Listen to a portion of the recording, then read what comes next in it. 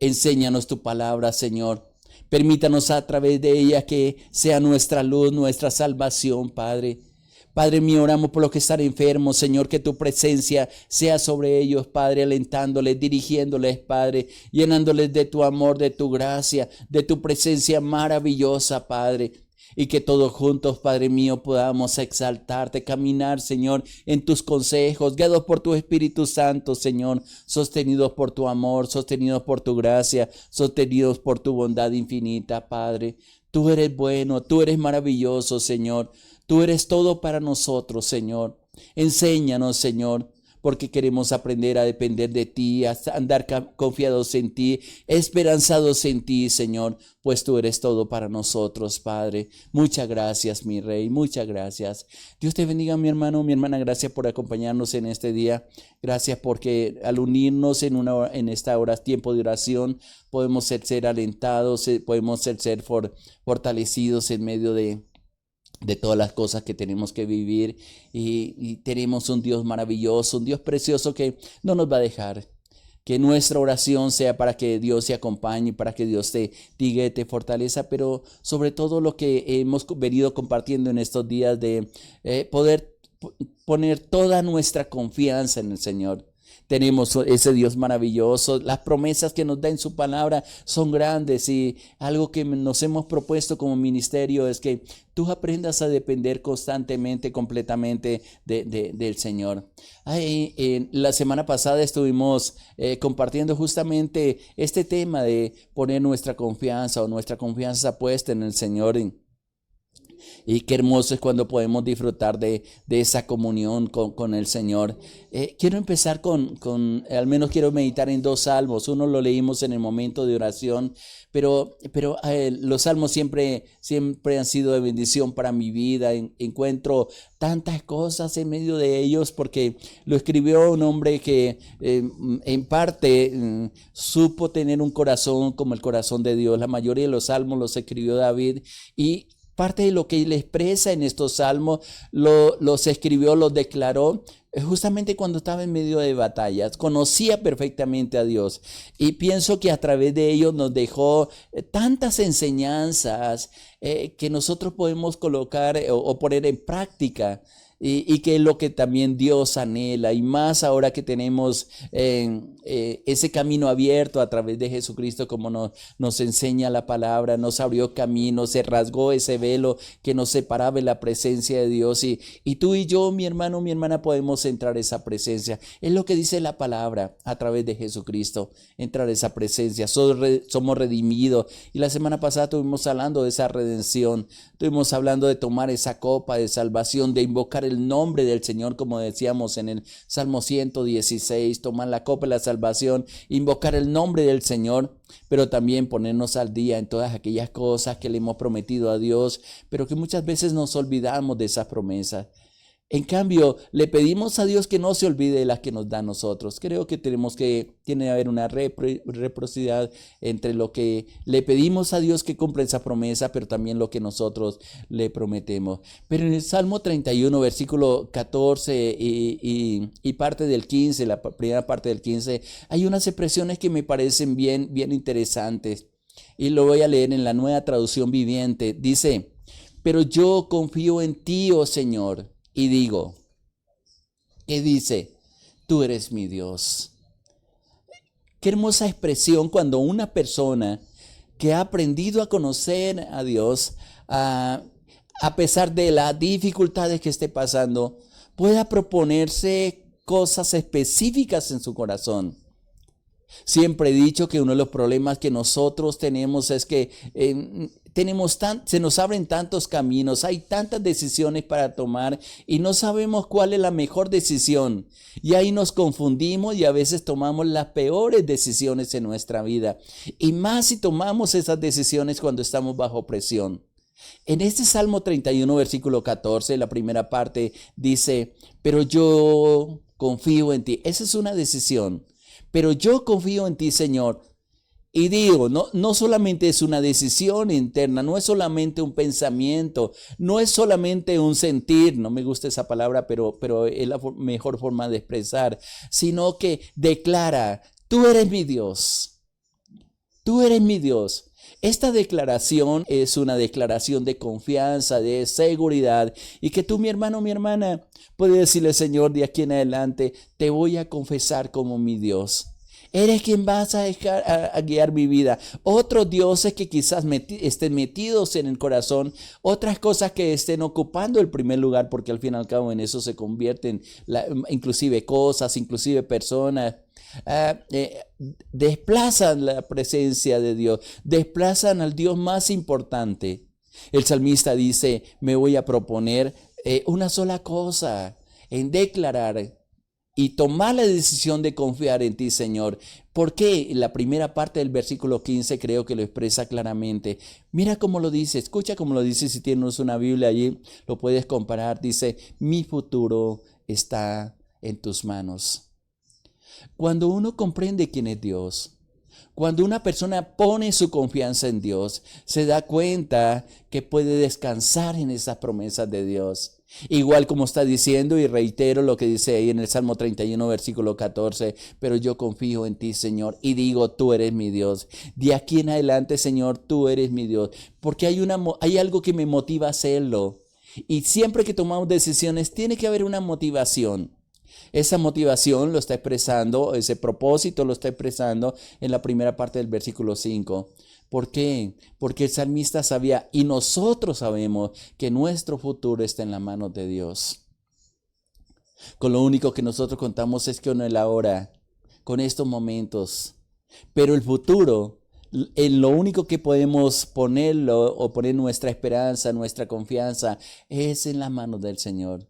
Ahora, quiero pasar a otro salmo que leíamos también, que es uno de los salmos también que son tan preciosos, y desde antes de abrir mi corazón al Señor, cuando tenía tal vez unos 14 años, 15 años, fue uno de los salmos que primero leí antes de tener un conocimiento de Dios, o mejor, de Dios revelarse a mi vida, de empezar ese caminar con el Señor. Pero siempre me llamó la atención en el Salmo 27, el versículo 4. Inclusive yo le estaba diciendo y le estaba leyendo en la primera parte en la versión de la Biblia, de una traducción viviente, donde expresa de una manera bien interesante. Dice, el Señor es mi luz y mi salvación. Entonces, y yo les decía en el momento de oración, y lo reitero ahora, ¿por qué vamos a tener temor? Así lo expresa en esta versión. El Señor es mi luz y mi salvación. Entonces, ¿por qué he de temer?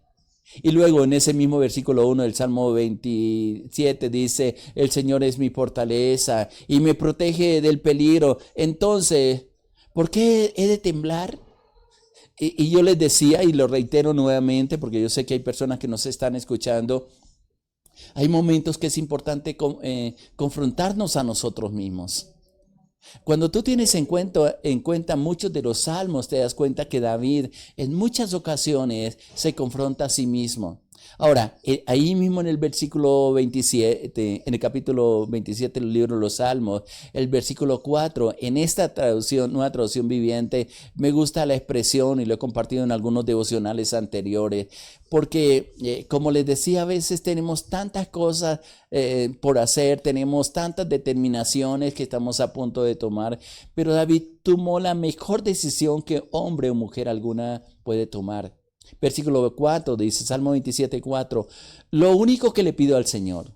Ahora, antes de seguir leyendo, quiero preguntarte, mi hermano, mi hermana, ¿qué es lo que le estás pidiendo al Señor? Siempre, normalmente las peticiones que le levantamos y las que comparten con nosotros muchas personas para que oremos, es la preocupación que tenemos son los hijos. A veces la preocupación que tenemos es la necesidad de que Dios nos provea las cosas que necesitamos. Algunos están enfermos y la preocupación y la necesidad que tenemos es que Dios intervenga y traiga una sanidad completa a nuestro cuerpo. Todo es posible para Dios, para Él no hay nada imposible, dice la palabra. O como lo dice también en los evangelios, para el que cree, todo le es posible. Y esa es la confianza que tenemos. Pero no sabemos cuál es la prioridad y a veces nos encontramos yo le llamo en el valle de la indecisión. Muchas cosas muchas decisiones por tomar. en la casa, con los hijos, en el trabajo, en el ministerio. Hay tantos momentos y nos encontramos en el momento en que vamos a tener que tomar decisiones. Pero David, en el versículo 4, él dice, lo que le pido al Señor y lo que más anhelo es vivir en la casa del Señor todos los días de mi vida, deleitándome en la perfección del Señor y meditando dentro de su templo. En la versión del 60 me gusta como él lo expresa y lo dice en una forma también muy clara, expresándole al Señor. Dice, una cosa he demandado, la Reina Valera del 60, versículo 4, una cosa he demandado a Jehová y esta buscaré.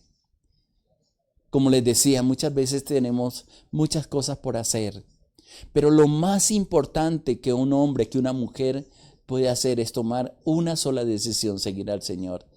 Y David tenía razón y él lo expresa en los versículos siguientes, porque el propósito principal de él era, o el pedido que le tenía al Señor, era que le permitiera vivir a su lado. Hoy en día tenemos el privilegio de que Él habite en nuestro corazón, de que la presencia del Espíritu Santo esté dentro de nosotros, dentro de nuestra vida. Porque como dice Pablo en una de sus cartas, dice, porque donde está el Espíritu de Dios hay libertad. Y creo que esta es una razón más que suficiente, porque tomados de la mano del Señor, nuestra confianza puesta en el Señor, vamos a aprender a deleitarnos en Él y Él nos va a guiar a tomar las mejores decisiones en nuestra vida. Cuando Él está presente a la vida de una persona, nos ayuda a minimizar las equivocaciones. Y si nos llegamos a equivocar, vamos a tener la oportunidad que con la ayuda de Él nos vamos a levantar.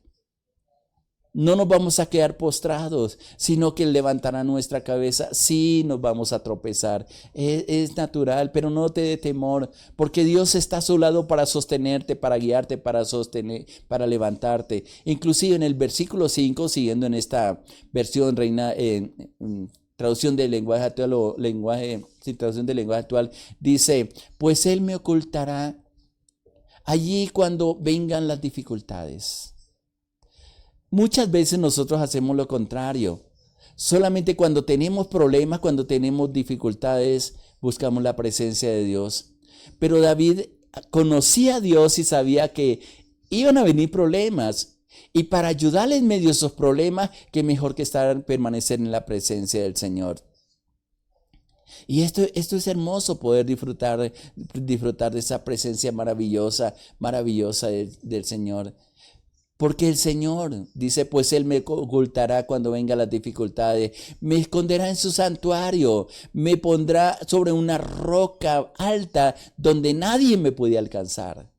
Yo cambiaría la palabra y perdónenme por hacerlo de esta manera y tal vez diría, me pondría en una roca alta donde nadie me puede tocar, donde voy a estar rodeado de la presencia del Señor. Hay promesas, especialmente en el Nuevo Testamento, cuando Jesús está comisionando a sus discípulos, cuando envía a 70 delante de Él para que vayan abriendo camino, preparando el camino. Cuando regresan con gozo porque ven la victoria sobre el enemigo. Hay una promesa que está escrita ahí en la palabra que es bien hermoso. Y esa palabra y esa promesa dice, y el enemigo no te toca. Hollaréis serpientes y escorpiones y sobre toda fuerza el enemigo, y el enemigo no te toca.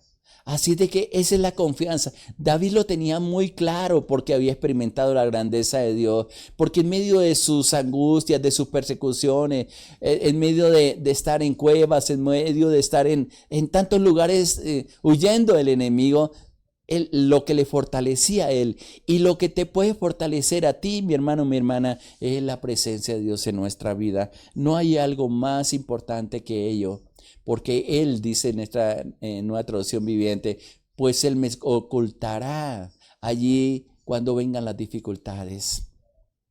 Con razón, y el Salmo 18 sí que expresa palabras bien interesantes y se repiten constantemente de lo que significa Dios para él. Voy a leer una parte en la Reina Valera del 60 del Salmo 18. Él dice, te amo, Jehová, fortaleza mía. Jehová, roca mía, castillo mío, mi libertador. Dios mío, fortaleza mía, en él confiaré. Y escuche lo que dice la parte final del versículo 2.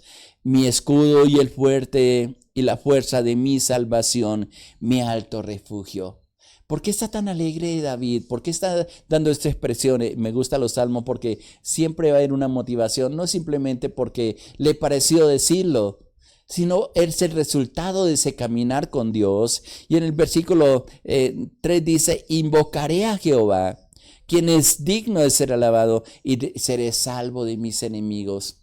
Voy a cambiar, y perdónenme por lo que estoy haciendo, pero voy a cambiar la palabra enemigos. Y seré salvo, y seré ayudado, y seré fortalecido, y seré alentado, y seré sano de todo aquello que venga contra nosotros. Puedo parafrasear ese pasaje de esa manera. David lo tenía bien claro. Por eso, mi hermano, mi hermana, mi consejo hacia ti es que ponga esa confianza en el Señor. Apóyate en Él. Lleva tus cargas a Él. Hemos venido hablando de este tema desde días anteriores. Luego el versículo 6 en esta misma traducción dice, nueva traducción viviente, dice versículo 6, Salmo 27. Entonces mantendré mi cabeza en alto por encima de los enemigos que me rodean. Una persona que está en problemas en dificultades por lo general camina con la cabeza, con la mirada hacia el piso.